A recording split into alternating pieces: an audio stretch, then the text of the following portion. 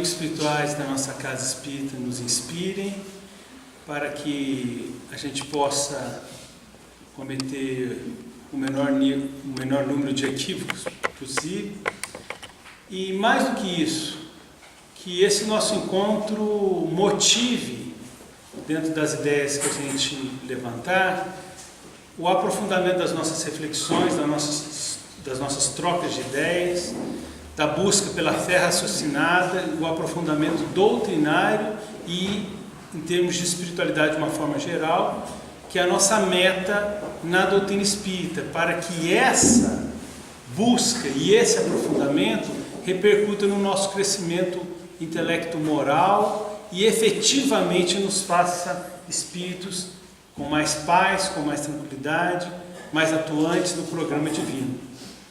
Concomitantemente com esse momento de aprofundamento, de questionamento, porque o crescimento doutrinário não vem só com as novas respostas, mas também com a fomentação de novas perguntas, vem com o despertamento de novas questões em busca desse conhecer da verdade que nos liberta. Mas concomitantemente com essa busca, que os amigos espirituais também forneçam a cada um de nós o auxílio espiritual de que estejamos necessitados, espiritual, perispiritual e fisicamente, dentro das nossas possibilidades de merecimento, que a providência divina, através da sua misericórdia, nos ampare e possa nos ajudar efetivamente, se for da vontade do nosso Pai maior que está no céu.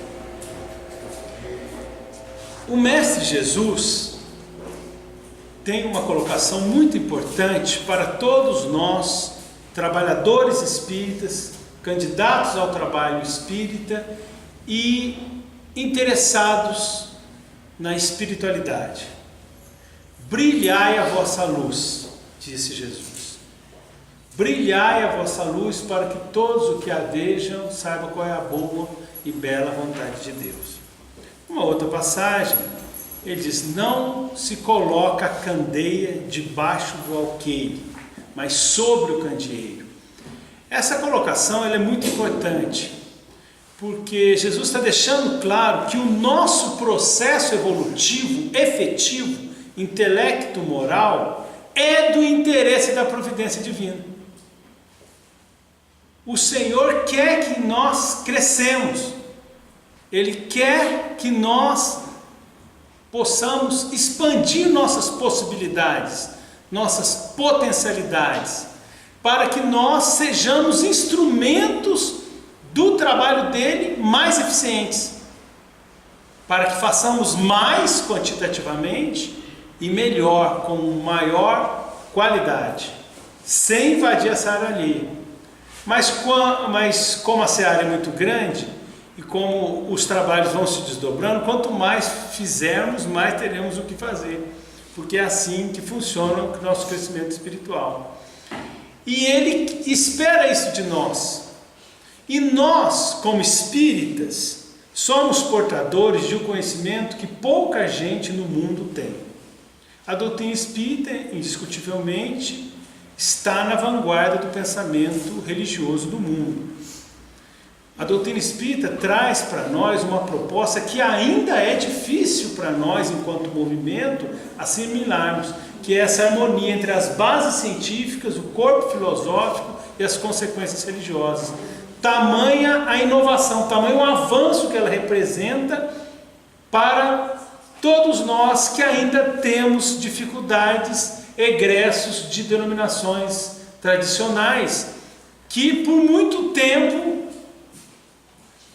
podaram as nossas iniciativas de reflexão, de amadurecimento, de crítica e autocrítica, num simplismo religioso que nos deixou mal acostumados, de maneira que a gente tem dificuldade, mesmo com o conteúdo libertador, de trazer isso para uma dinâmica que seja inerente à nossa individualidade. Daí a necessidade da frequência na casa espírita, do evangelho no lar, da leitura individual e do exercício de repetição. Não uma repetição no sentido de repetir palavras, mas de refletir sobre questões que nós já trabalhamos previamente, mas com outros ângulos, ouvindo outros companheiros, outros confrades, que têm experiências diferentes, vivências diferentes, que deduziram através de obras de Kardec e outras obras subsidiárias, diferentes das subsidiárias que nós lemos. Então nós, trocando, amadurecemos mais. E é isso que Jesus já tinha falado: 2 ou 3 em meu nome, ali eu estarei. Mas aí entra num problema sério, tem que estar no nome de verdade. O nível de sinceridade tem que ser para valer. Porque nós temos aquilo que os psicólogos chamam de mecanismo de defesa do ego. A gente se engana, a gente mente para si mesmo. A gente nega até a morte. Por exemplo, inveja. Inveja é um defeito malquisto. Ah, Leonardo, mas todo defeito é malquisto, não é não. Tem defeitos que nós adoramos ter, porque a gente fala com a boca cheia: eu sou orgulhoso, né? A pessoa, como se fosse uma grande qualidade. Olha, eu sou uma pessoa ignorante. A gente fala, a inveja não. A inveja é um defeito realmente que a gente não quer ter. E mesmo quando nós somos muito invejosos, o que acontece com alguma frequência, a gente nega até a morte que a gente está sendo invejoso. A doutrina espírita nos propõe uma sinceridade maior, um nível maior de sinceridade, uma oitava acima. Seria cantar em falsete, como os bidis, né? Seria cantar umas 2 oitavas acima, subir os degraus da nossa sinceridade conosco mesmos, para sondar qual é a nossa verdadeira motivação nas nossas iniciativas. Porque no Livro dos Espíritos, uma das questões mais enfatizadas, em várias questões, é que Deus, através das suas leis, avalia a ação e a intenção, e a motivação real. Por que eu estou fazendo isso? Só que nós não fazemos esse exercício de autocrítica. E isso torna muito difícil a nossa evolução moral, porque eu não admito erro em hipótese alguma. Eu não peço desculpas e eu não estou errado, a não ser nas áreas que eu já aceito mais a crítica e a autocrítica, nas áreas que está patente, que eu tenho mais tranquilidade. Em determinadas áreas eu não aceito, eu resisto, eu racionalizo para minimizar o impacto do meu próprio erro.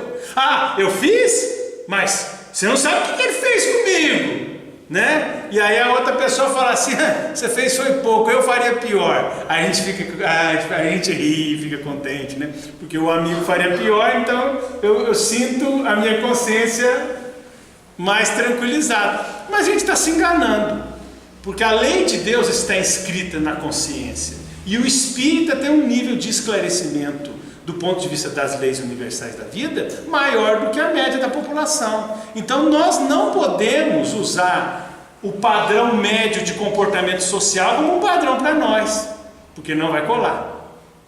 Quando nós desencarnarmos, principalmente, e como diz Chico Xavier, o espelho consciencial foi colocado na nossa frente, não vai colar. E não vai colar não é porque Deus está patrulhando, é porque a nossa consciência vai mostrar. Não é verdade.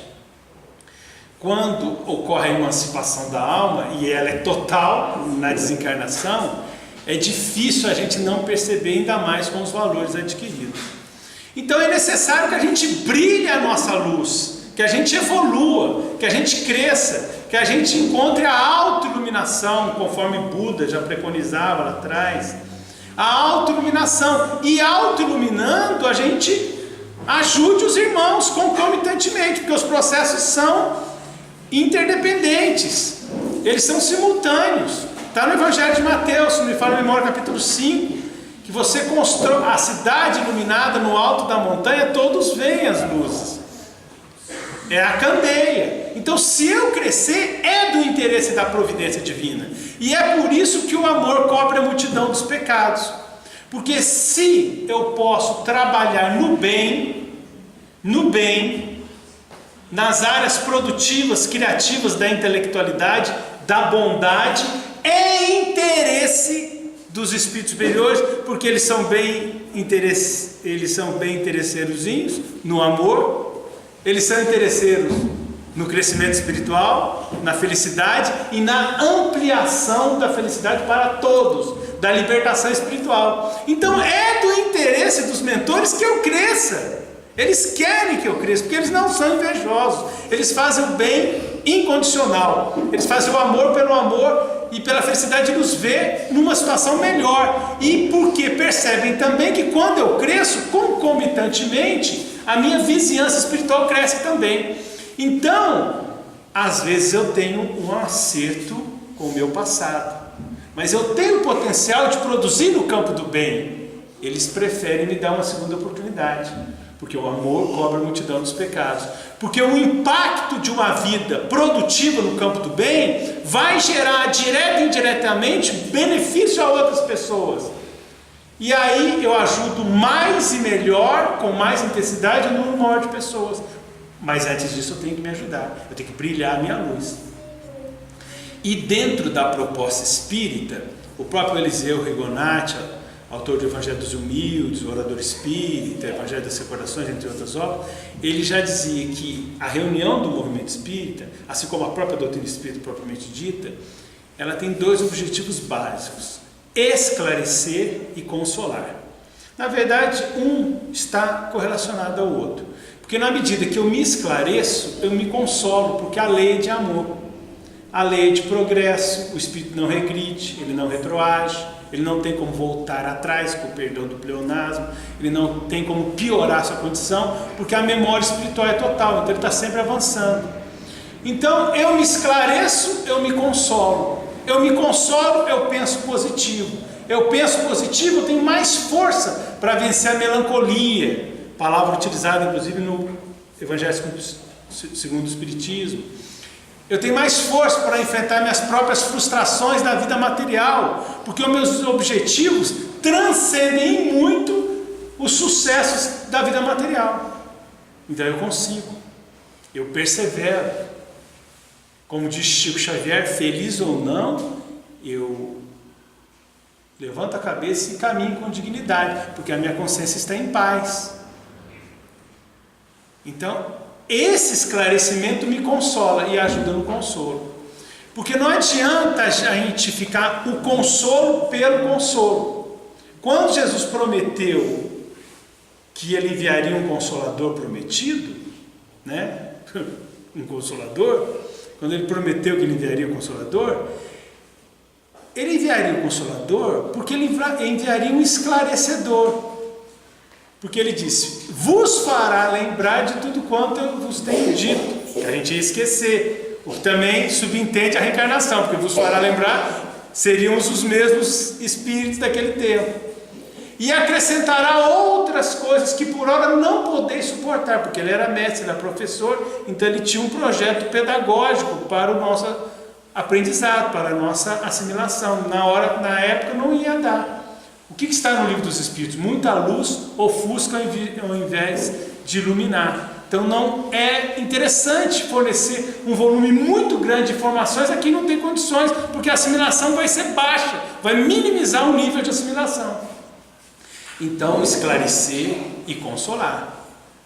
Mas, para esclarecer e consolar, nós precisamos ter um mínimo de dedicação. Se a doutrina espírita é uma ciência, é uma filosofia, é uma religião, mas se ela nasce como ciência e se desenvolve como um bloco filosófico, nós temos que ter um mínimo de dedicação para aprender espiritismo. Kardec fala isso.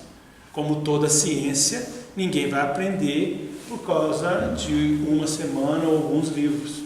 É um trabalho para a vida toda. Há poucos anos, o Divaldo, na sede do Rio de Janeiro, da Avenida Paço, número 30, da Federação Espírita Brasileira, ele disse assim, uma coisa que eu achei muito interessante, não sei se é 2009 o evento, ele falou assim: eu conheço o Espiritismo superficialmente. E aí ele explica, Porque uma doutrina da profundidade do Espiritismo não é possível assimilar na sua profundidade, nas suas implicações, numa única encarnação. Então a gente já fica meio assim, eu sei Espiritismo superficialmente. Mas se você analisar, pelo menos de volta falando isso, mas se você analisar com mais cuidado, ele tem razão. Porque mesmo prêmios Nobel de Física, de Química, ainda tinham muitas questões de Física e de Química que não dominavam. E o Espiritismo é uma ciência, e é uma filosofia, e é uma religião que transforma a criatura para o bem, para ser um fulcro gerador de luz.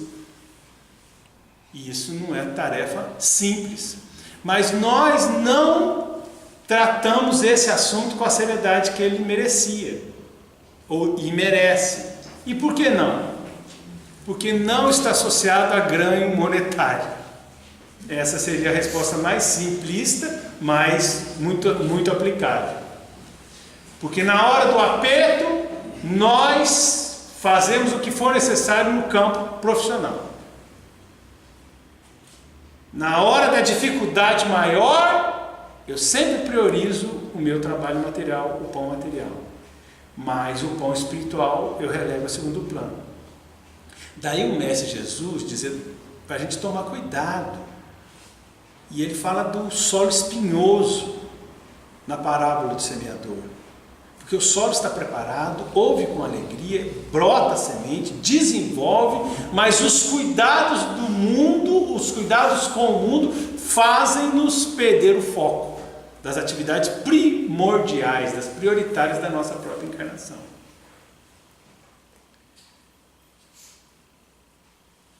Por isso, fazendo uma análise sobre essa questão, precisamos de constância no nosso trabalho doutrinário.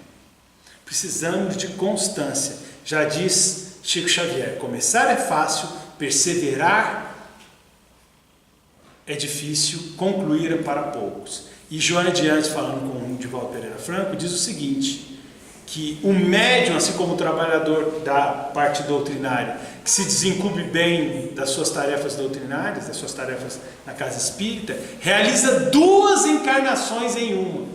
Imagina que vitória espiritual. E esse número é reduzido, porque nós não sabemos nos organizar e priorizar e tratar com o devido cuidado, com o devido respeito, com a devida seriedade. A gente ainda não se convenceu, digo isso logicamente, há exceções, em via de regra, que essa é a verdade que me liberta e me faz feliz, porque o bem faz bem a quem o pratica. A gente ainda está em vias de se convencer, mas não temos essa convicção total, senão o nosso nível de dedicação médio seria bem superior. Por exemplo, Herculano Pires, no livro Revisando o Cristianismo, ele diz o seguinte: a doutrina espírita elimina o mítico, o místico, no sentido pejorativo da palavra, no sentido mais primitivo, mais grosseiro, o maravilhoso, o miraculoso. Mas para isso não é decreto, é um processo lento e gradual de assimilação dos valores. Mas às vezes a gente percebe nas casas espíritas que nós frequentamos, nas casas espíritas que nós estamos ali pelejando, fixações que não fazem o menor sentido à luz do pensamento doutrinário. Eu lembro que lá no nosso centro, lá em Três Corações, centro que a minha família trabalha, meu pai dirige e tudo mais, para tirar uma foto da Samaritana, daquela passagem da Samaritana, para tirar um quadro da Samaritana, que o pessoal quase parava em frente na hora de entrar no centro, foi uma operação de guerra. Tiveram que usar de um artifício na reforma para tirar o quadro, mas as pessoas estavam apegadas ao quadro. E é paradoxal isso, né? Aquilo que os brasileiros chamam, é até uma piada pronta, porque na passagem da Samaritana foi justamente a passagem em que Jesus alertou: chegará o dia em que Deus será adorado em espírito e verdade. E esse tempo é chegado porque quem está alavancando esse processo é a própria doutrina espírita, eliminando nossas fixações com efemérides, datas santas, dias santos, locais santos, porque todos os locais são criados por Deus.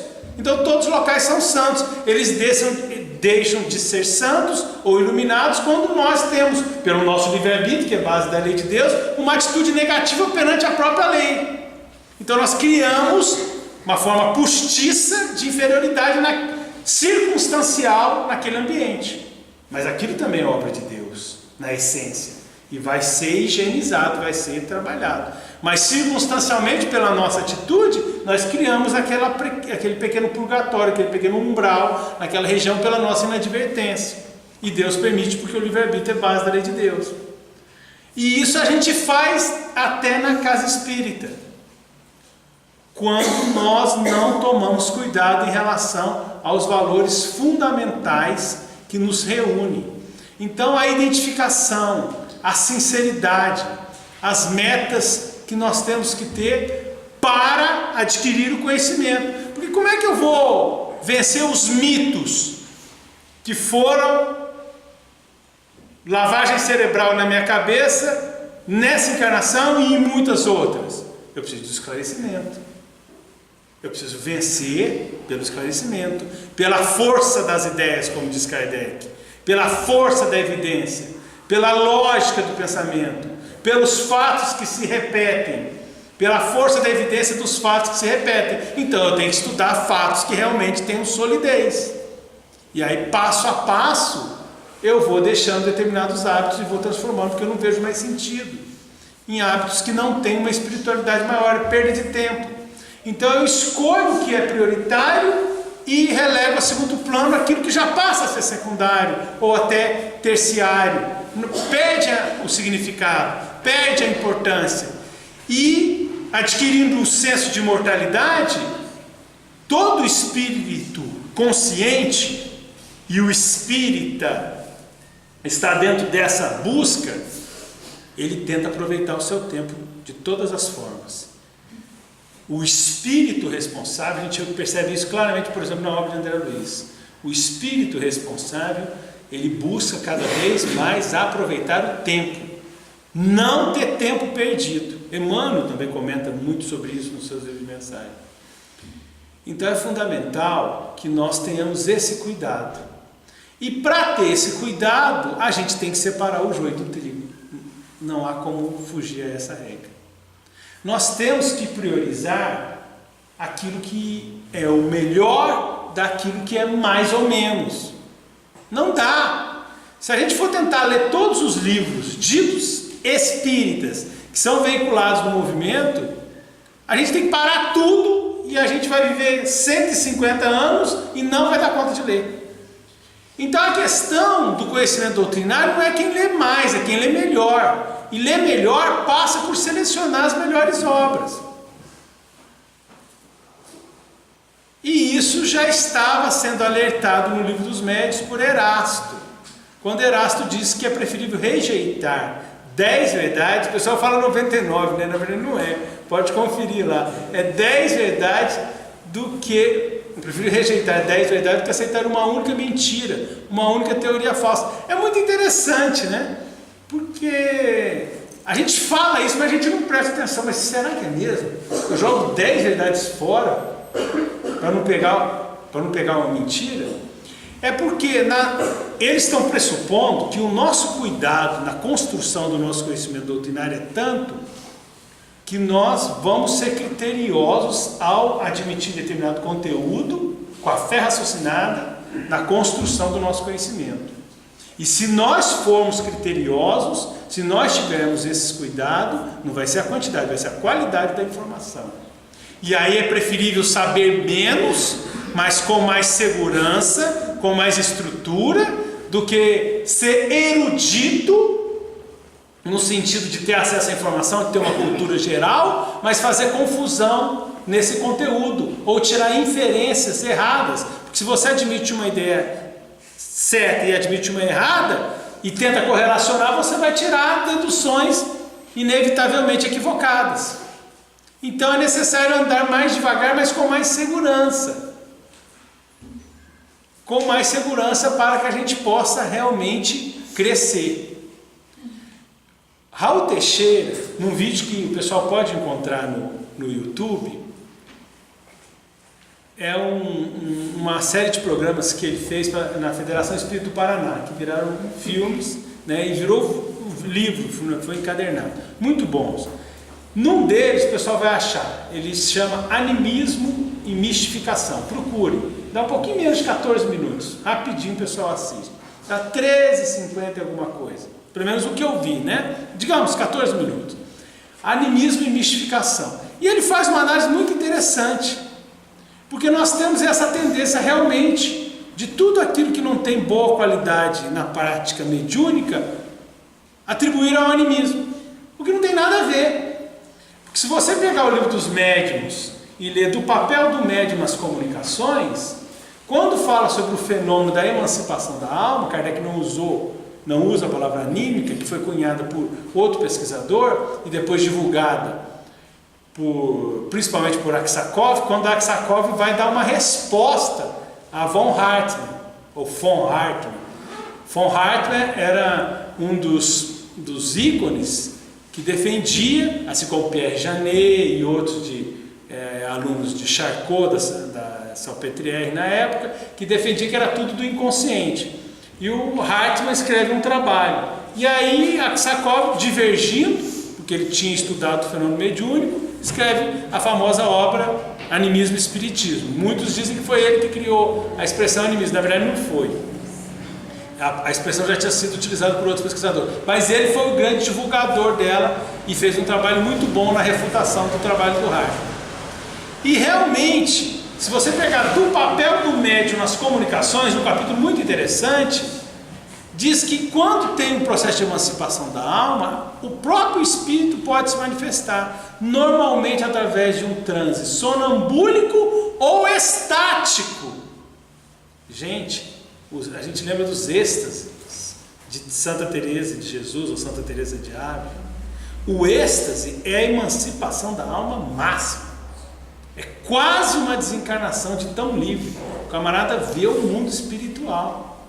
Então, no processo anímico, o transe dito paranormal, ele é tão intenso que ou ele é sonambúlico ou ele é um sonambulismo avançado chamado de êxtase.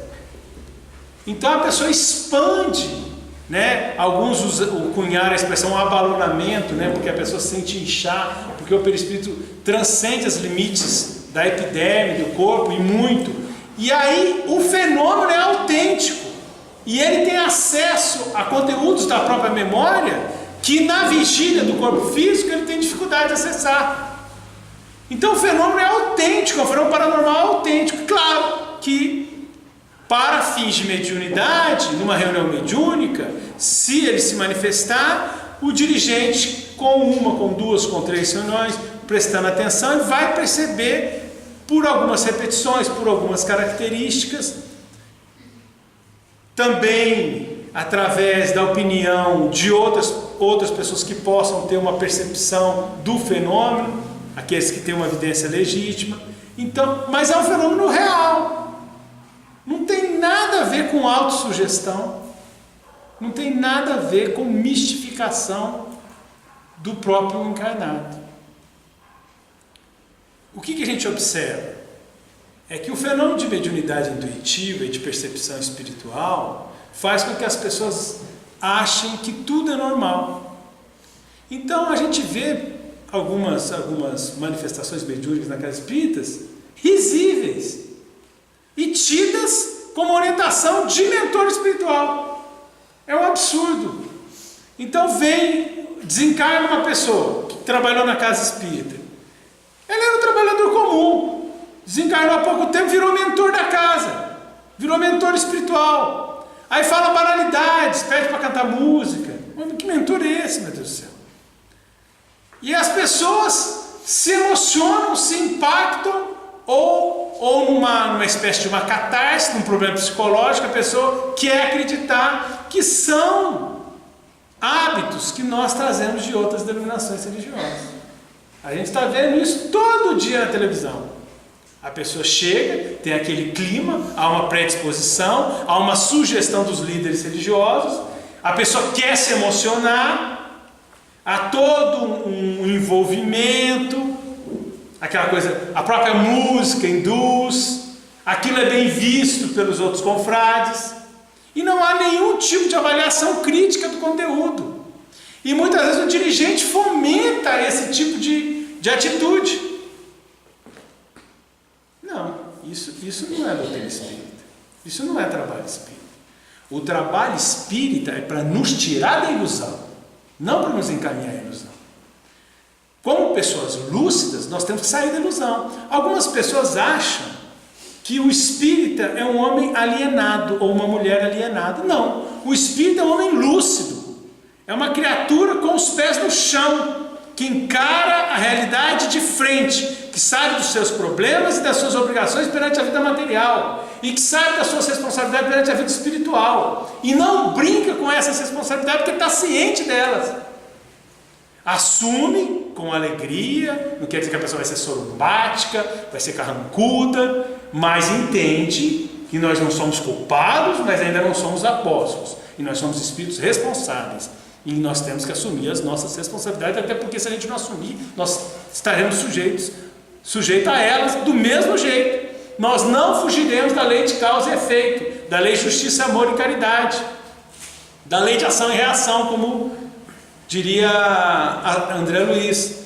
Nós não fugiremos. Então, nós estamos cientes disso. E cientes disso, eu não posso repetir erros que eu já cometi antes. Porque está lá no Evangelho. São cegos que guiam cegos. Quando um cego guia o outro, caem ambos no buraco. É uma. Tem outra, de João. Não creais em todos os espíritos, mas provai se os espíritos são de Deus. Tem outra, reconhece a árvore pelos frutos.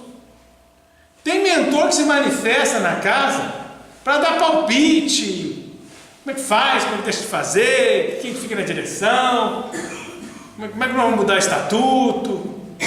O Divaldo Pereira Franco tem uma colocação que é interessante. Ele diz o seguinte, que depois de uma determinada fase, ele começou a não perguntar nada para Joana de Ângeles.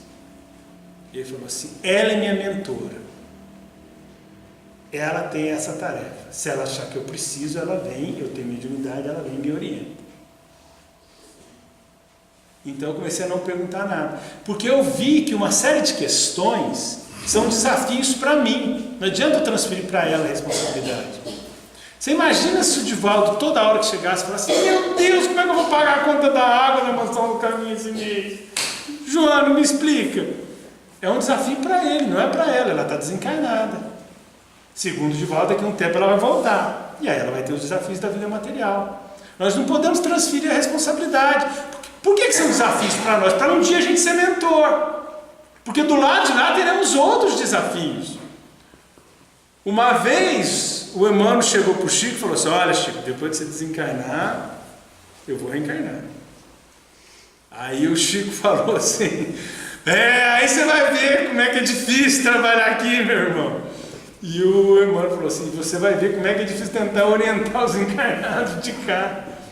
Porque são dificuldades, são tarefas, e nós reconheceremos as dificuldades, as tarefas, que são difíceis mesmo, aqui e lá.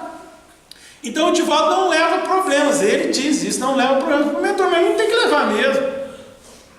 Então a gente vê mentores com médiuns despreparados, dando manifestações bobas, superficiais, e é mentor? Não, não é mentor. Ou o médium não é médium, ou ele não consegue filtrar. Então, de um jeito ou de outro, o conteúdo da mensagem não tem valor. Porque o mentor não pode saber menos que a gente, ou dar uma mensagem mais superficial do que nós, num debate franco, estudando a doutrina, podemos chegar. Se o mentor começar a falar banalidades, superficialidade, que mentor é esse? Então a gente está se enganando. Buda dizia que a causa da dor no mundo é a ilusão. E a doutrina espírita é muito interessante quando a gente pega a Gênese, e Kardec fala que ela é a verdade. É uma palavra forte, né? Porque a única pessoa que se chamou verdade foi Jesus. Eu sou o caminho, a verdade, a vida, ninguém vai ao Pai senão por mim. E Kardec caracteriza a doutrina espírita como uma revelação que representa a verdade. Isso não é pouca coisa, é muita responsabilidade. Então, através da doutrina espírita, a gente não pode manter essas pantomimas, sacrificando a doutrina por determinadas circunstâncias, mantendo as pessoas na ignorância. Porque às vezes a pessoa fala assim, mas é falta de caridade. Mas é falta de caridade também divulgar a doutrina de forma errada. Ou manter uma situação que se prolonga por muito tempo, mantendo as pessoas na ignorância. Então, nós não podemos ser coniventes com isso. Por quê? Porque nós precisamos crescer, amadurecer, melhorar. Daí é fundamental a gente lembrar da Gênesis. Kardec diz: não há milagres. Não há milagres. Nós ainda temos um pouco de uma expectativa mágica, miraculosa no nosso dia a dia. Não há milagres. Mas, Leonardo, por que não há milagres? Vamos se lembrar do começo do Livro dos Espíritos. Deus é um pouquinho diferente de nós. Por quê? Deus é um pouco diferente de nós porque nós somos imortais. Nós, os filhos de Deus, somos imortais. Não teremos fim jamais. Mas nós tivemos começo. Deus, segundo alguns preferem dizer, ele é eterno. Ele não teve começo e não teve fim. Eu sei que é difícil para a gente entender no momento, porque não somos puros de coração, porque Jesus prometeu: bem-aventurados os puros de coração, porque verão a Deus face a face. Quando a gente chegar lá, a gente vai compreender bem isso aí. Mas por enquanto tá, são os atributos. Por enquanto tá bom. É a questão que Kardec também levanta. Os espíritos veem a Deus logo no início do livro dos Espíritos, das questões. E a resposta: os superiores o veem e o compreendem, e os inferiores o sentem e o adivinham. Então, como nós ainda não estamos num nível maior, nós ainda temos uma dificuldade. Por isso que nós não cunhamos a expressão teologia espírita, conforme Herculano Pires esclareceu, porque nós vamos até onde a gente consegue ir. É engraçado que quando alguém se torna especialista na discussão dos assuntos religiosos, o nome que o povo atribui à pessoa é que ele é um teólogo. É engraçado porque o que a gente sabe de menos é de Deus. É um teólogo. Mas como um teólogo? Ele é um estudioso da religião, estudioso de uma determinada tradição. Teólogo, ele entende Deus? É que essa intimidade toda, porque está no Evangelho, ninguém jamais viu a Deus. A exceção é Jesus, que diz: eu e o Pai somos um. Ninguém vai ao Pai senão por mim. Quem vê a mim vê o Pai. A exceção é Jesus. Pelo seu grau de identificação em função dele ser o perfeito relativo, o ser mais perfeito que Deus ofereceu para servir de modelo e guia, conforme a questão 625 de O Livro dos Espíritos. Ele é a exceção. Todos os outros, cada um no seu degrau, estão caminhando. Nós outros estamos caminhando para ter essa identificação com Deus. Então, teólogo é uma contradição, né? Esse não é um pensamento chancelado pela doutrina espírita, que a gente parte dos efeitos para ir para as causas. Leon Denis, no Cristianismo e Espiritismo, fala exatamente isso. O pastor Neemias Mariense, Severino Celestino da Silva e outros estudiosos falam isso, que um grande erro e repetido pelas religiões é partir da causa para os efeitos. Aí pega o Gênesis, aquela visão mitológica, e tenta deduzir e aplicar na nossa realidade. Aí surge um Deus antropomórfico. Surge um Deus estranho. Aquele Deus que mandou Abraão arrebentar a cabeça de Isaac, ciumentão. Aí, última hora, ele falou assim: tá bom, não precisa mais não. Não tem nada a ver esse Deus com o Deus que a gente aprende com Jesus. Porque Jesus falou para nós: se sendo maus como sois, sabeis dar coisas boas aos vossos filhos, quanto mais o Pai maior que está no céu. Qual de vós, sendo maus como sois, quando o filho pede pão, dá uma pedra? Ou quando o filho pede peixe, dá uma serpente? Se sendo maus como sois, sabeis dar coisas boas aos vossos filhos, quanto mais o Pai maior que está no céu.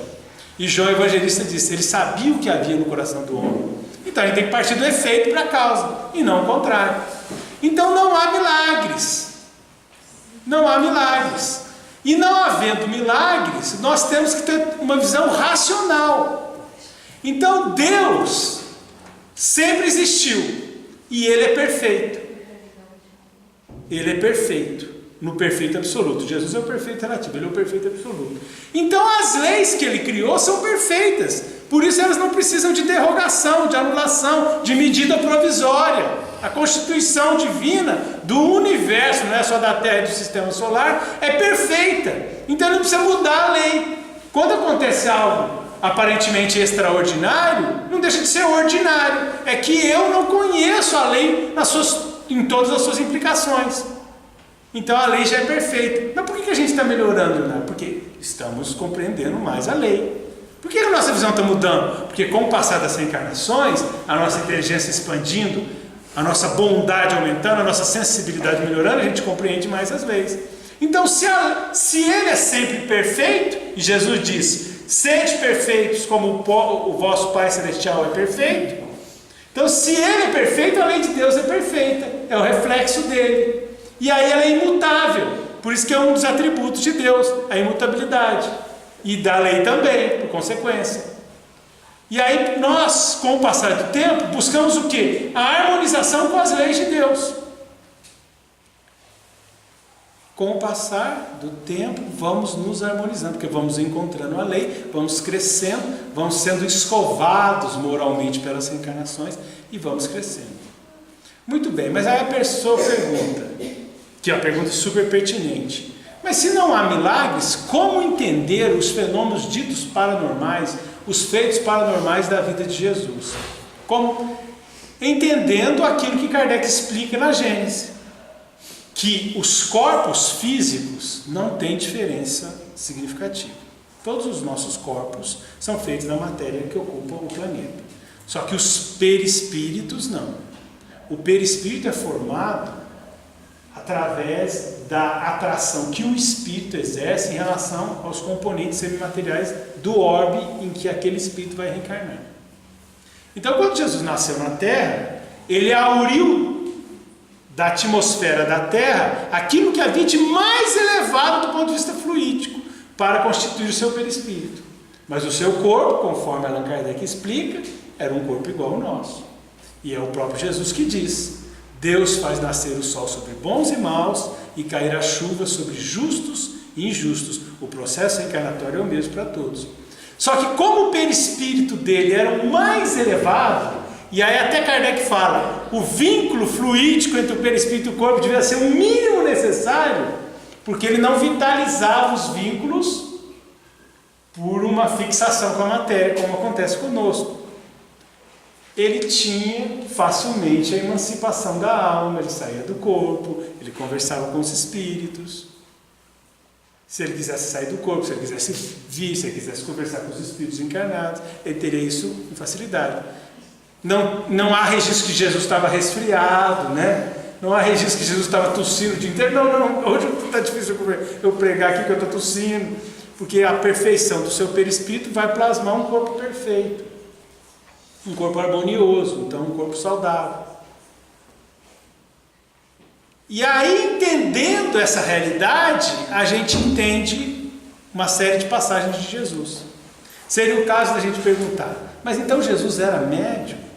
Jesus é uma pergunta interessante, que vale para a nossa reflexão, para o nosso aprendizado a respeito da mediunidade. Jesus, ele tinha todas as possibilidades de contato espiritual que o médium tem. Só que ele não era médium no sentido que nós atribuímos ao termo, porque ele não precisava de um mentor espiritual ou da espiritualidade para fazer aquilo que ele fazia. Ele podia fazer dele mesmo. Quando ele fazia com a ajuda dos amigos espirituais, era para dar a chance dos amigos espirituais trabalharem também em equipe. Era para dar oportunidade. Porque ele, como governador da Terra, conforme Emmanuel explica, antes que se desprendesse a matéria, logo no início de A Caminho da Luz, desprendesse a matéria que deu origem ao planeta, ele já era perfeito, ele dirigiu o processo. Então Jesus era um ser que dirigiu o processo da criação da Terra. Ele é o governador da Terra, e essa expressão foi comentada inclusive por Allan Kardec na Revista Espírita. Tem muita gente que não sabe disso, atribui ao Emmanuel ou a outros autores. Não, está na Revista Espírita, mas Emmanuel reforça. Então no A Caminho da Luz ele dirigiu esse processo. Então é um espírito que já era um perfeito relativo antes da Terra ser criada. Então ele dominava todo esse processo. Ele dominava todo o processo da reencarnação. Agora, então ele é médium, se a gente entender médium assim, ele está vendo o mundo espiritual. Ele está vendo os obsessores que estão perturbando aquela criatura. Mas ele não é médium porque ele não precisa dos espíritos para fazer aquilo que ele fazia. E isso está claro nas passagens. Vou dar alguns exemplos. Quando ele vai chegar em Jerusalém, naquilo que os irmãos católicos associaram ao chamado Domingo de Ramos, né? Quando ele vai chegar, vai ser recebido. A tradição diz que é em torno de uma semana antes do julgamento, há controvérsias a respeito. Mas enfim, quando ele está chegando, o que ele faz?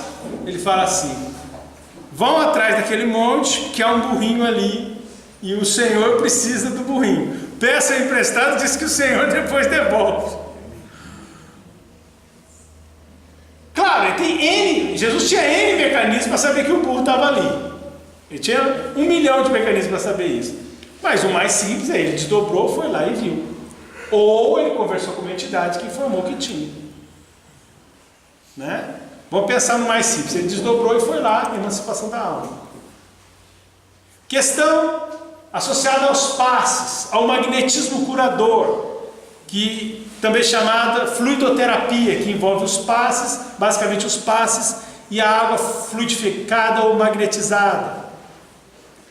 Jesus, em determinada passagem, cospe na terra, mistura, faz lama e passa no olho ou nos olhos de um cego. E o cego passa a enxergar. É uma técnica. Ele usou de uma técnica e curou com o seu magnetismo. Porque o fluido que ele emanou estava impregnado com...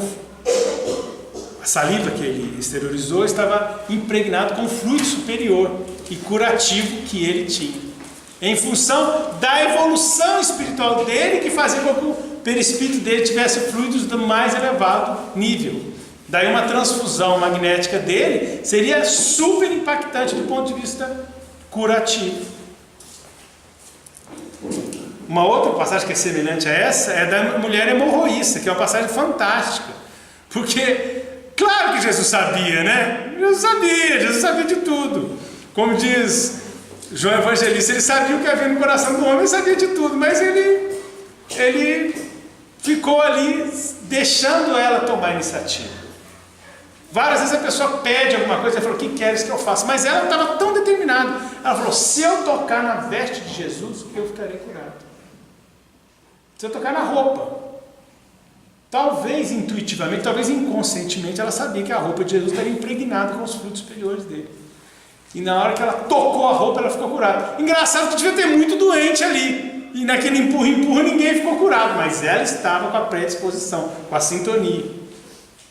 E aí Jesus pergunta para Pedro: quem me tocou? Pedro, quem me tocou? Simão, quem me tocou? Como, Senhor? Como alguém te tocou? Nós estamos nesse meio dessa multidão. Simão, alguém me tocou, porque eu senti que saiu de mim uma virtude. Pelo menos segundo o texto. Que é um fluido superior. E aí a mulher se acusa. É o magnetismo, é a doação. E a mediunidade propriamente dita. Mas que fique claro, ele não precisava dos espíritos para fazer as curas ou para fazer qualquer coisa. No Monte Tabor, ele fez uma reunião mediúnica extraordinária, segundo Emmanuel, de materialização. No final do livro Materializações de Uberaba, do Jorge Resini, tem uma mensagem de Emmanuel que ele fala taxativamente isso. Ele estava com Pedro, Tiago e João, reuniram e materializaram, ou vidência, mas Emmanuel afirma isso, mas apareceram Moisés e Elias. E era algo tão contundente, tão concreto, tão patente.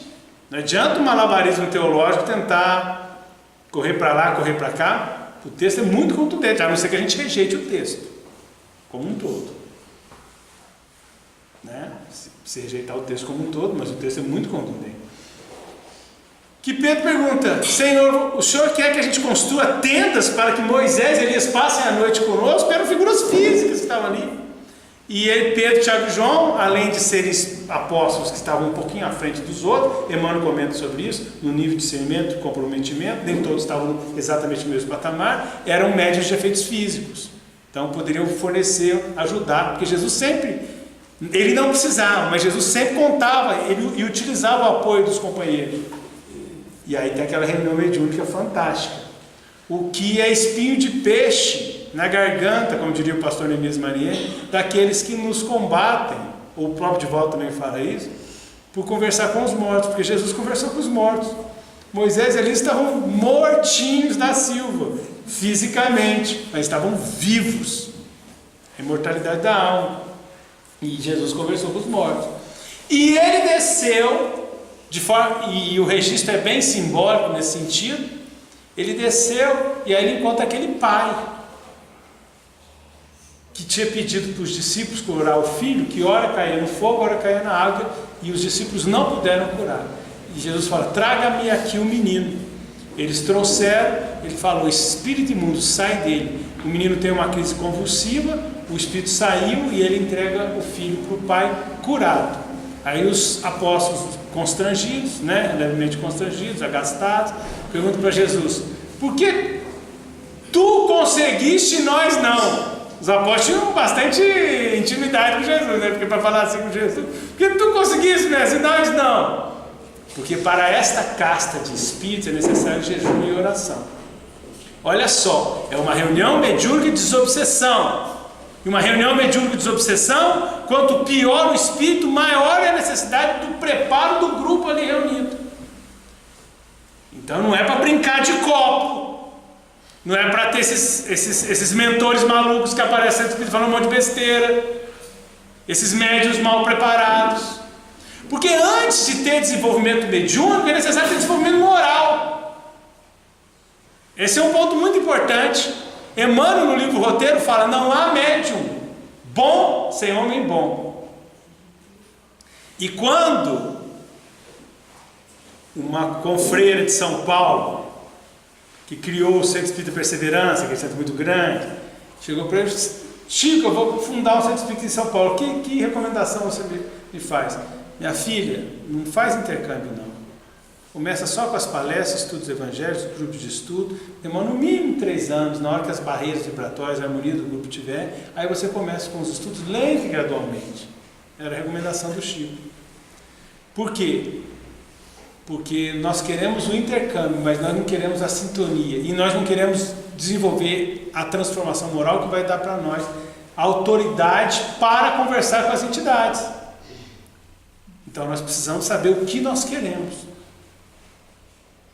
Não enganar ninguém, não nos enganar e não fazer um papel ridículo.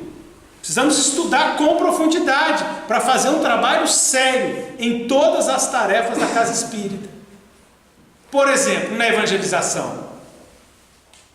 Às vezes nós não tratamos a evangelização com a seriedade que ela merecia e merece. O trabalho de mocidade espírita é um trabalho muito sério. Porque muitos filhos de pais espíritas não se tornam espíritas. Será que nós fornecemos o conteúdo doutrinário que os nossos jovens necessitam? Porque a reunião de mocidade, assim como a reunião de evangelização, é uma reunião espírita, adequada àquela faixa etária, antes de ser uma reunião de mocidade. Uma reunião de mocidade que eventualmente são espíritas, pode conversar sobre qualquer assunto, é outra coisa. Uma reunião de mocidade espírita. Não, uma reunião espírita, com temas e uma discussão adequada à faixa etária. Porque nós somos espíritos imortais. E todos nós precisamos da informação espírita. Quando Chico Xavier passou por uma dificuldade em Pedro Leopoldo, porque o seu irmão teve que arrumar o Centro Espírita Luiz Gonzaga, porque no início tinha 5 componentes só. Aí o que aconteceu? O seu irmão, que é o José Xavier, que foi o grande apoio dele doutrinário, teve que arrumar por dívidas e por compromissos familiares um segundo emprego de noite, não podia ir no centro. A esposa de José Xavier ficou muito doente, aliás, foi uma doença que se prolongou muito tempo, deu muito problema e muita luta, problema no bom sentido, muito desafio para o Chico. Ela estava doente, não podia ir. O casal Peraço, José Hermínio e Dona Carmen, voltou para Belo Horizonte, ficou o Chico sozinho, era o único componente do centro. Aí o Chico chegou um dia na reunião: então nós vamos cancelar a reunião. Aí o Emmanuel falou assim: não, Chico, nós os desencarnados também precisamos ouvir o Evangelho. Olha que coisa fantástica. Nós os desencarnados também precisamos ouvir o Evangelho. mas às vezes a gente age como se os desencarnados não estivessem vendo a gente. Divaldo Pereira Franco diz que ele tem tanta consciência da seriedade que é a relação dos espíritos, que ele aprendeu a ter, no comportamento privado em particular, um rigor com ele mesmo maior do que público.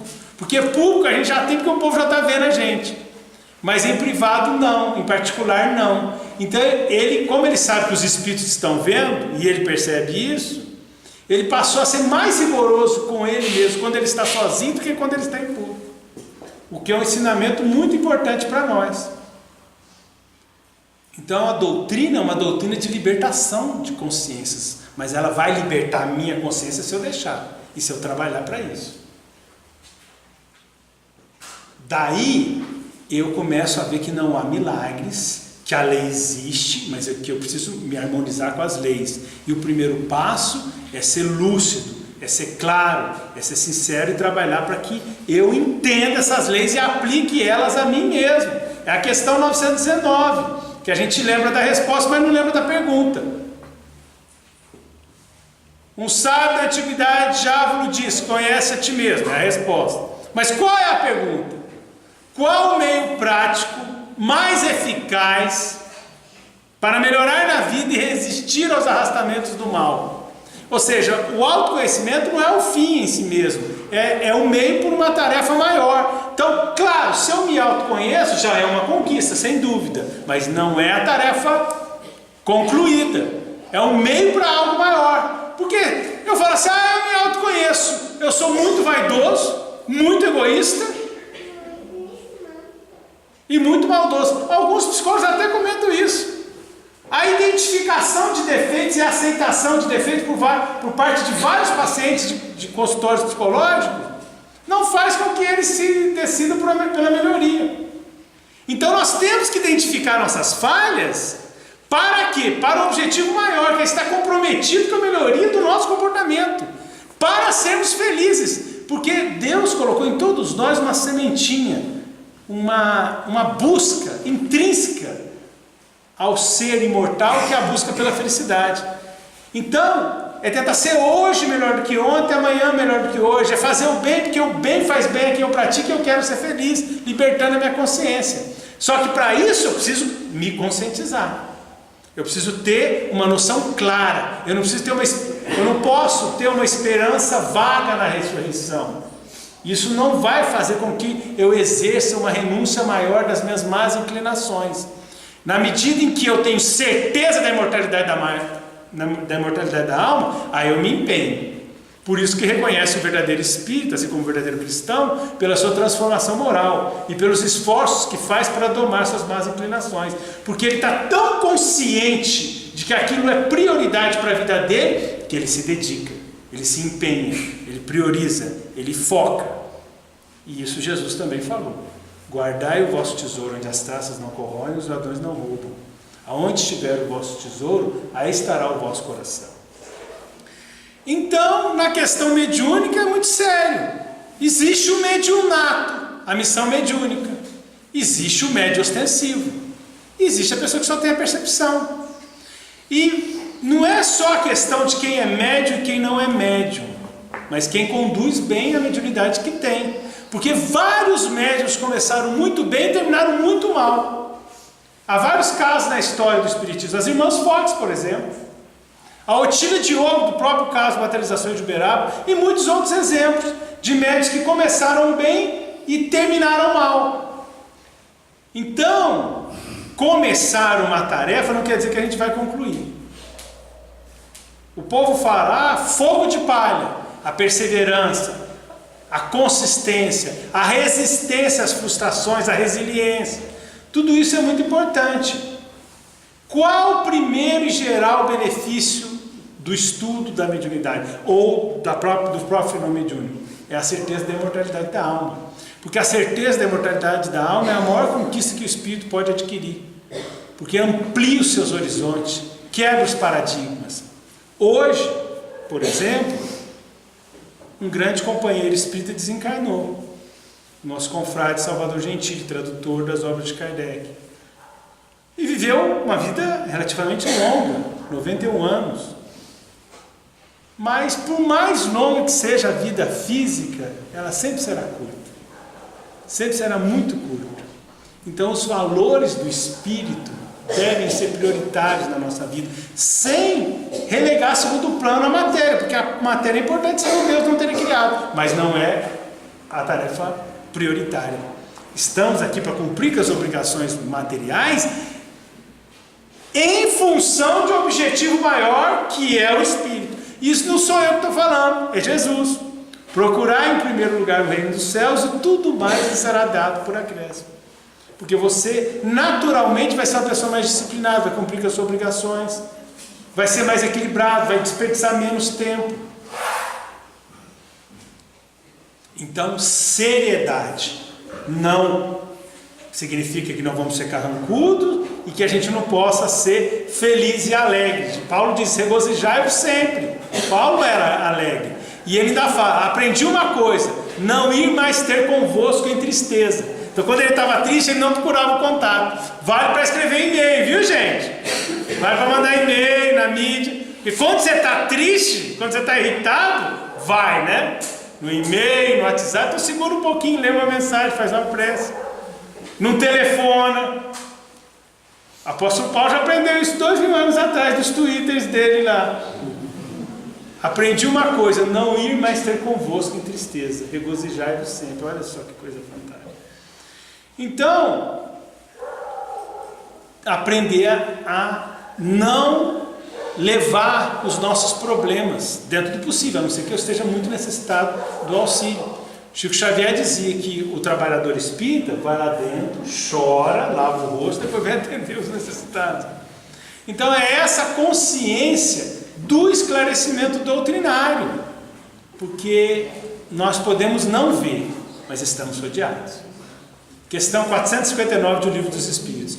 Exercem influência sobre os homens os espíritos muito mais do que supondes, ou muito mais do que imaginais, dependendo da tradução do Herculano, do Salvador Gentil, que nós estamos citando até em homenagem, que ele receba o auxílio dos amigos espirituais, ou do Herculano, né, ou as novas traduções,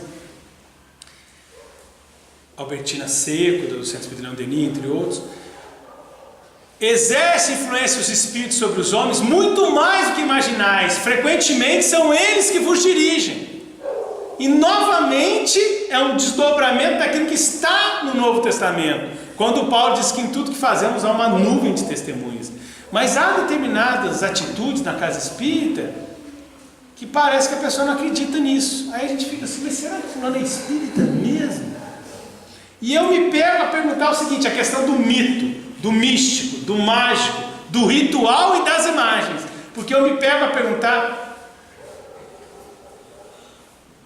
ainda mais em São João del Rei, que é uma cidade histórica, muito católica, muitas igrejas, será que a pessoa teria esse comportamento dentro da igreja católica? Se ela estivesse dentro da igreja, ela faria isso que ela está fazendo dentro do centro espírita?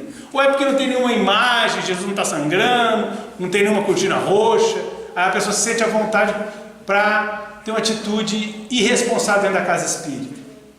Só que quando Jesus se reunia com os apóstolos, não tinha nada disso.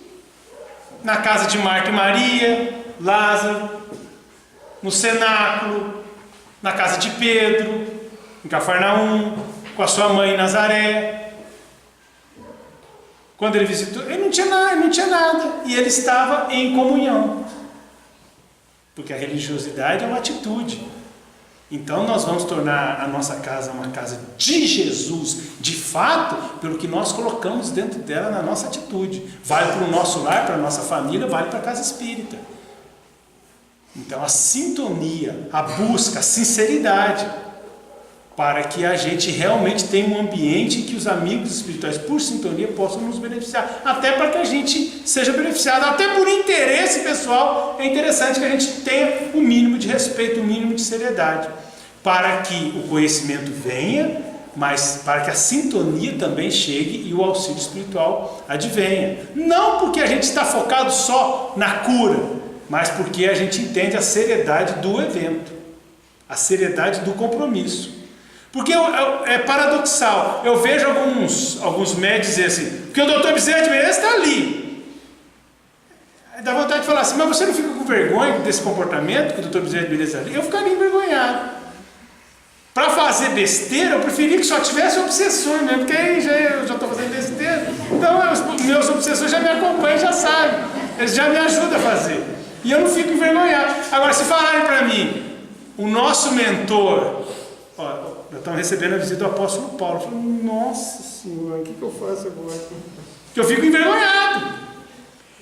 E isso não sou eu que estou falando, quer dizer, eu estou falando, mas na verdade, Jesus já falou antes. Porque Jesus diz que quando a gente vai para uma festa, se a gente não tiver com a veste nupcial, a gente vai ficar constrangido. Então a gente chega lá com uma roupa parecida com a minha, meio de andarilho assim, né?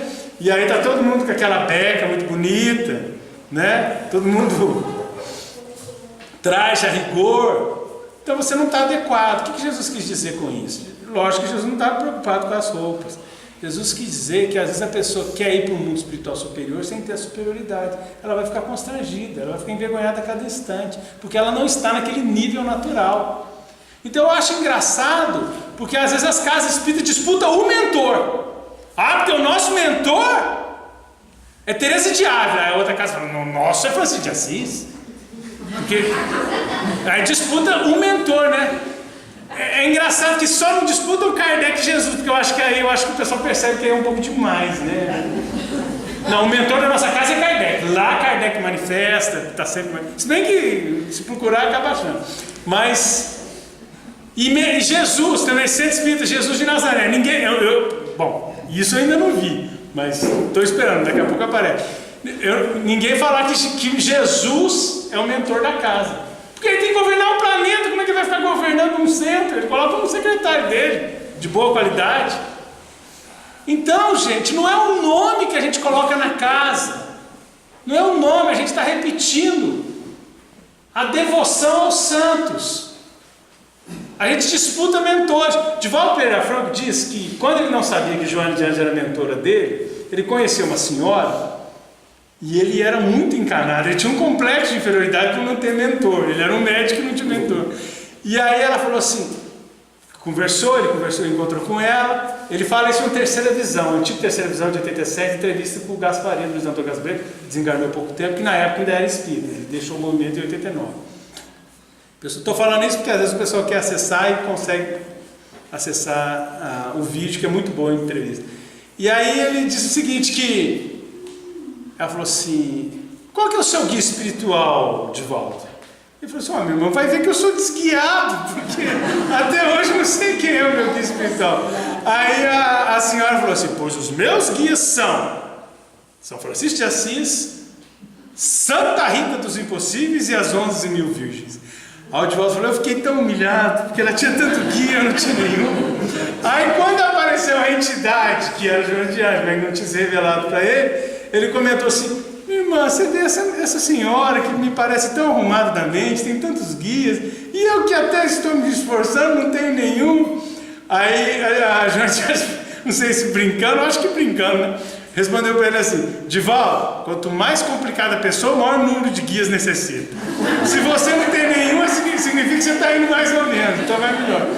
Porque isso tudo denota um pouco da nossa imaturidade espiritual, que a gente ainda traz. Porque se eu tiver um mega guia, um guia super, aumenta a minha responsabilidade, mas não me evolui num palmo. Quem tem que evoluir sou eu, porque o livre-arbítrio é base da lei de Deus, é isso que a gente aprende na doutrina espírita. Deus deu o livre-arbítrio para a gente fazer o que a gente quiser da nossa vida. O Simonetti, Richard Simonetti, tem uma colocação que eu acho engraçada. Ele diz que a pessoa fala assim, eu não posso matar ninguém. Você pode, não deve. Ele corrige. Não, mas eu não posso. Não, você pode. Se você pegar um R15, você mata um monte de gente aí. Você não deve. Porque o fato de poder, do ponto de vista da liberdade, não te dá o direito, que é diferente, que as pessoas confundem. Poder fazer não quer dizer que você tem o direito de fazer. E poder fazer não quer dizer que você vai se isentar das responsabilidades, porque a gente é senhor daquilo que a gente não fez e escravo daquilo que a gente fez. Então a gente pode, é possível, mas a gente não deve, porque a gente vai estar com um compromisso gravíssimo. e que nós vamos ter muito tempo para responsabilizar. Então, se eu tiver um mentor muito evoluído, ele está gastando o tempo dele, coitado. E os espíritos superiores não perdem tempo. No final do livro Missionários da Luz, capítulo 20 do Missionários da Luz, há uma passagem muito interessante, logo no início, primeira e segunda página. Ulisses, aquele mesmo de nosso lar, chega para André e fala que o Alexandre ia fazer um estágio em esferas superiores. E André Luiz é apaixonado por Alexandre, porque o Alexandre era muito amoroso com o André Luiz mesmo. E até o André Luiz fala assim: Alexandre era um mentor espiritual que sabia se fazer amado. E é verdade, porque ele parava tudo para explicar e tinha uma paciência muito grande com o André Luiz. Muito bem. E ele falou assim: não, e ele não se conformou, ele ficou um pouco enciumado. Não, mas ele não pode largar a gente, André, não seja assim, ele tem que aprender mais e tal, ele tem que desenvolver seus... Ele falou assim: não, mas espera aí, ele dirige uma importante instituição espírita na crosta, que é como ele se refere ao mundo físico, né? Ele falou assim: a substituição, aí o Ulisses respondeu, a substituição vai ser feita de acordo com a qualidade e a produtividade dos membros e da casa como um todo. E na verdade a substituição já foi feita. Então a questão não é um nome que a pessoa dá à casa, a questão é a produtividade no campo do bem. Porque uma casa com uma baderna não precisa ter um mega mentor desperdiçado ali, porque os mentores não perdem tempo. Então, que a gente busque com sinceridade a nossa transformação. Uma coisa que o pessoal falava lá em São Carlos, em alguns centros, falou: olha só, se você terminar 1 minuto atrasado, eu que tenho evidência, vi que apagou todas as luzes, porque os mentores tudo foram embora. Eu falei assim: mas peraí, isso aí está em oposição a tudo que a gente aprende. Porque a gente aprende que a casa espírita é um hospital que funciona 24 horas por dia e que é muito maior do que as dimensões da casa. O que não quer dizer que a gente não deva respeitar a pontualidade, que é outra coisa. Agora, se eu passar 1 minuto, apagou a luz do centro, porque os mentores foram tudo embora, pelo amor de Deus, então que a gente faça a nossa luz, então brilhar é a vossa luz. Porque nós somos espíritos, daqui a pouquinho estaremos sem o corpo.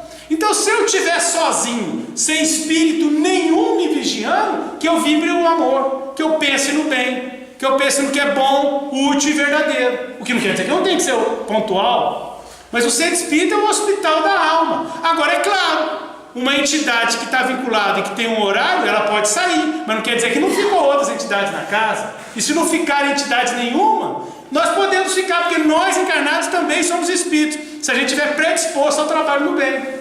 Então vamos trabalhar no bem. Então é fundamental que a gente deixe cair as escamas, porque certamente o apóstolo Paulo foi escolhido a dedo e não foi nas portas de Damasco, foi muito antes. E ele se equivocou, obviamente, naqueles 30 e poucos anos, em torno de 30 anos. Mas para nós é um alerta muito grande, porque Jesus já tinha falado no Jardim das Oliveiras: olhai, vigiai e orai, porque não sabeis quando é chegada a hora, porque o espírito está pronto, mas a carne é fraca. Se o espírito da categoria do apóstolo Paulo ficou 30 anos perseguindo daquele jeito os cristãos, que será de nós? Se nós perdermos o foco, a vigilância, a elevação, a autocrítica, podemos desperdiçar catastroficamente uma reencarnação.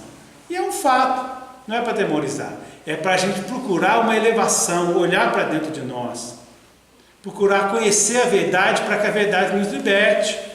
E aí naturalmente nós vamos melhorar a nossa situação. O apóstolo Pedro, quando ele estava na tarefa, depois de negar Jesus, as pessoas botavam os doentes pelo caminho que Pedro ia passar, porque a sombra curava. A questão do magnetismo que a gente comentou na porta formosa do templo, o camarada pediu uma moeda para ele, falou: não tem prata nem ouro, mas do que tenho isso te dou, olhe para nós, para fixar o olhar, porque ele estava junto de João, levanta-te e anda. E nos Atos dos Apóstolos, depois de Herodes mandar matar Tiago, para mostrar a mediunidade no Novo Testamento, a comunidade estava orando, ele estava preso. Aí um anjo do Senhor, diz o texto, Bíblia Católica, Bíblia Protestante, é só ler, arrebenta as algemas, tinha dois grupos de soldados, ele abriu a porta, Pedro falou, eu achei que eu estava sonhando, porque tinha desdobramentos através do sono físico. Depois eu vi que a entidade era real e que eu estava acordado. Olha os fenômenos. Ele achou que ele estava sonhando porque ele via a entidade quando ele estava dormindo. A entidade tirou e deixou ele sozinho. Emmanuel diz que às vezes os mentores intervêm na hora da dificuldade, nos ajudam e depois deixam a gente tocar o rumo, porque precisamos aprender a conduzir a nossa própria vida. E aí ele vai procurar a comunidade naquela cidade que estava orando. Ele bate na porta. E o pessoal estava orando porque tinham matado Tiago Maior, irmão de João, filho de Salomé, viu gente? Porque o texto fala, os filhos de Zebedeu. A mãe dos filhos de Zebedeu, o texto é bem machista, né? Então Salomé, a mãe de João, a mãe de Tiago. Muito bem. Aí ele foi lá e bateu na porta. Tinham matado Tiago Maior. E eles estavam apreensivos, acharam que ia matar Pedro. Que Herodes ia matar Pedro, porque a repercussão foi muito boa para ele, politicamente. A moça, a empregada da casa, correu, olhou para ele e falou assim, ela ficou tão emocionada, que ela foi lá dentro falar para o povo que estava orando, falou assim, ó, Pedro está aí, Pedro está aí. Aí eles responderam, o que eles responderam? Não é Pedro, é o anjo de Pedro, porque eles estavam familiarizados com os processos de desdobramento, de emancipação da alma. Ela falou, não, é Pedro mesmo, fisicamente. Ela só não falou fisicamente. Ele falou, é Pedro. Aí eles vão lá ver que aí abre a porta para ele, não ia deixar ele para fora, porque eles estavam acostumados com os fenômenos de desdobramento. Então, se nós buscarmos o conhecimento doutrinário, o Evangelho à luz da doutrina espírita, encontraremos a orientação para as nossas vidas, encontraremos um norte que vai fazer muita diferença. Na oração inspirada em Francisco de Assis, a oração da paz, tem uma dica muito importante: fazei de mim um instrumento da sua paz. A paz não é minha ainda, mas eu estou em caminho de tornar minha quando eu trabalho para ser instrumento dessa paz. E quando eu estiver em algum lugar, que eu não faça parte do problema, que eu faça parte da solução. Então que a gente busque sinceridade na casa espírita, sinceridade no estudo do Evangelho e da doutrina, porque conhecendo a verdade vai nos libertar, e trabalhando em conjunto nós vamos nos ajudar, brilhando a nossa luz e ajudando para que a luz dos nossos irmãos brilhe. Quanto mais as luzes dos nossos irmãos brilharem, mais a nossa vai brilhar por tabela, pela troca, pelo intercâmbio. Então vamos recorrer a Jesus. Vinde a mim, vós que estáis aflitos e sobrecarregados, e eu vos aliviarei. Tomai sobre vós o meu jugo e aprendei de mim, que sou manso e humilde de coração, e tereis refrigério para vossas almas. Porque o meu fardo é leve, ele continua o fardo, mas ele fica leve, e o meu jugo é suave. Que Jesus nos abençoe e nos ampare sempre.